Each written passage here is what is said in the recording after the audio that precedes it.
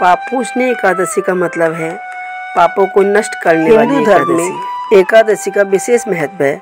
ये दिन भगवान विष्णु को समर्पित है। इस दिन जो व्यक्ति व्रत रखकर भगवान विष्णु की पूजा अर्चना करते हैं उसको भगवान विष्णु की कृपा प्राप्त होती है। इस दिन पूजा के दौरान व्रत कथा को पढ़ना या सुनना जरूरी माना जाता है, वरना पूजा अधूरी मानी जाती है। आइए जानते हैं पापमोचनी एकादशी व्रत कथा। ग्रंथराज विष्णु धर्मोत्तर कहता है, राजन कितना भी महान से महान पापी हो, वह अपने किए हुए पापों का फल भोगने हेतु अकेला ही नरक में जाएगा, किंतु एकादशी के दिन रोटी या भात खाने वाला, एकादशी व्रत ना करने वाला व्यक्ति अपने साथ अपना परिवार, अपना खानदान, 14 पीढ़ी सभी को लेकर नरक जाकर नरक भोग करेगा और करवाएगा, क्योंकि उसके परिवार वाले भाई अथवा बहन, पिता माता, चाचा चाची, दादा परदादा किसी ने उस बच्चे को इन सब बातों को सिखाया नहीं, करवाया नहीं, अन्न खिलाया, खुद खाया। इस कारण सबके सब नरक में जाते हैं। भविष्योत्तर पुराण में कृष्ण युधिष्ठिर संवाद में इस पाप विमोचनी एकादशी का वर्णन हुआ है। धर्मराज युधिष्ठिर ने भगवान श्री कृष्ण जी से पूछा, भगवान आप मुझे चैत्र कृष्ण पापमोचनी एकादशी की महिमा और व्रत विधि तथा व्रत का फल सुनाने की कृपा कीजिए। भगवान बोले, इस एकादशी का नाम पापमोचनी है। ये समस्त पापों का नाश करने वाली है, पिशाच योनि से मुक्ति प्रदान करने वाली है, 8 सिद्धि तथा 9 निधियों आदि का शुभ फल प्रदान करती है। इस एकादशी की महिमा लोमस ऋषि ने मानधाता राजा को सुनाई थी। प्राचीन काल में धनपति कुबेर जी का एक बड़ा सुंदर चैत्र रथ नाम का फलों का बाग था। वहाँ गंधर्व कन्याएं किन्नरों के साथ सदैव विहार करती थीं। इंद्रादि देवता भी आकर विहार करते थे। उस बाग में कैलाशपति भगवान शिव जी के एक परम भक्त मेधावी नाम के ऋषि तपस्या करते थे। ये मेधावी ऋषि चैन ऋषि के पुत्र थे। उनकी तपस्या को देखकर इंद्र ने सोचा कि यदि मेधावी ऋषि की तपस्या सफल हो गई तो ये मेरा सिंहासन छीनकर इंद्रलोक का राजा बन जाएगा। इसलिए उनकी तपस्या भंग करने के लिए विघ्न डालना शुरू किया। इस परियोजना की सिद्धि के लिए इंद्र ने कामदेव एवं मंजुघोषा नामक अप्सरा को आदेश दिया कि मेधावी ऋषि की तपस्या भंग कर दो। फिर क्या था, आदेश पाते ही उन्होंने अपना काम शुरू कर दिया। परंतु ऋषि के अभिशाप के भय से ऋषि के बहुत नज़दीक नहीं गए। उनके आश्रम से कुछ दूरी पर अपनी एक कुटिया बनाकर रहने लगे तथा नित्य नियम से प्रतिदिन बीड़ा बजाते हुए मधुर स्वर में गाने लगे।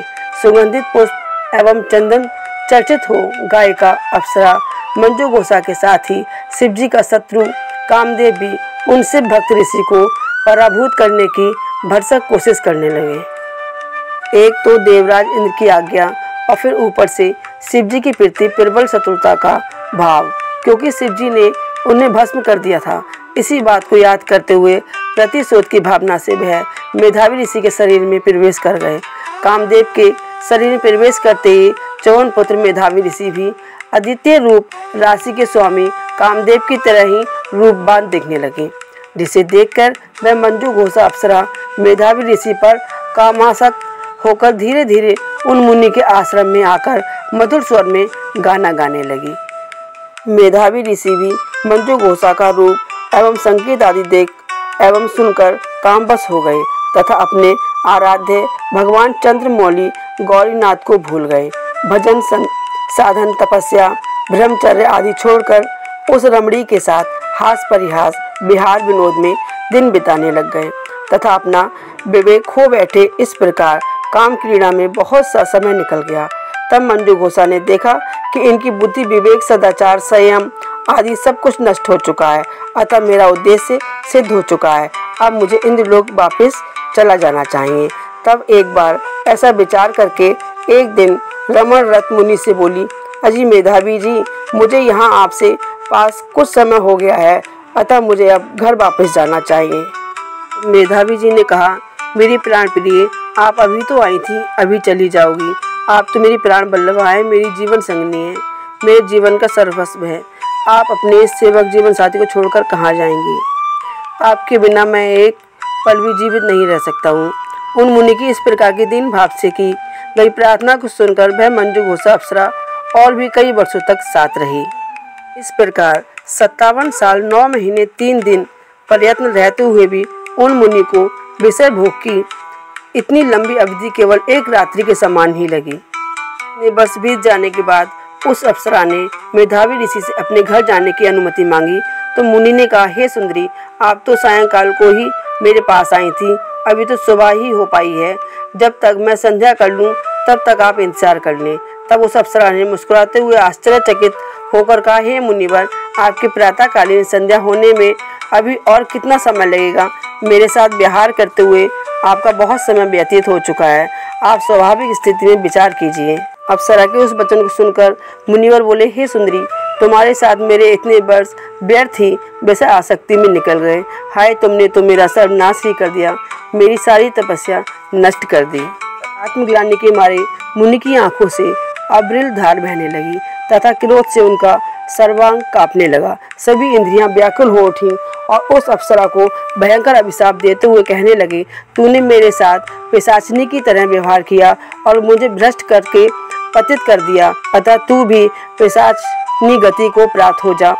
अरि पापनी, अरि चरित्रहीन, अरि कुलटा, तुझे 100 बार धिक्कार। ऐसा भयंकर शाप सुनकर वह अप्सरा नम्र स्वर में बोली, हे विपेंद्र, आपके द्वारा प्रदत्त इस भयंकर अभिशाप से मुक्ति पाने का उपाय भी तो कृपा करके बताएं। आपके साथ रहते हुए मेरा भी बहुत लंबा समय व्यर्थ नष्ट हुआ है। हे स्वामिन, इस कारण क्षमा के योग्य हूँ, आप कृपा पूर्वक मुझे क्षमा कीजिए। तब उन मेधावी ऋषि ने कहा, अरे कल्याणी, मैं क्या करूं? यद्यपि तुमने मेरी बहुत बड़ी संपत्ति नष्ट कर दी है, तथापि मैं तुझको सांप से मुक्ति का उपाय अवश्य बताऊंगा। सुनो, चैत्र मास की कृष्ण पक्ष की एकादशी समस्त प्रकार के पापों का नाश करने वाली है, इसलिए उनका नाम पाप पोषणी एकादशी है। इस व्रत को श्रद्धा के साथ करने पर तुम्हारा पिशाचत्व पिशाच योनि समाप्त हो जाएगा। ऐसा कहकर वह मेधावी ऋषि अपने पिता के आश्रम में चले गए। च्यवन ऋषि अपने पुत्र को तपस्या से पतित हुआ देखकर बड़े ही दुखी हुए एवं बोले, हाय पुत्र, तुमने क्या किया? अपना सर्वनाश कर लिया। साधारण औरत के मुंह में पड़कर अपने संपूर्ण जीवन में उपार्जित तप शक्ति को नष्ट करके तुमने अच्छा काम नहीं किया। मेधावी ऋषि बोले, हे पिताश्री, मैं देव दुर्विपाक से अप्सरा के संसर्ग से महापाप के दलदल में डूब गया। अब आप कृपा करके मुझे इससे मुक्ति का उपाय बताइए।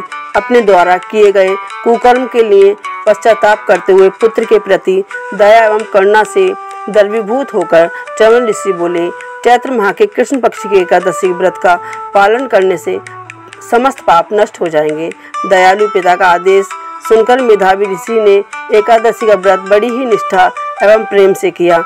उस व्रत के प्रभाव से उनका संपूर्ण पाप नष्ट हो गया और वे पुनः पुण्य आत्मा बन गए। उसी प्रकार वह मंजू घोषा अप्सरा भी महापुण्यप्रद एकादशी व्रत का पालन करके पिशाचिनी योनि से मुक्ति पाकर पुनः दिव्य अप्सरा रूप धारण कर स्वर्ग को चली गई। लोमस ऋषि ने इस प्रसंग का वर्णन करते हुए कहा, महाराज जी, पाप मोचनी एकादशी व्रत करके सहस्त्र गोदान का फल मिलता है।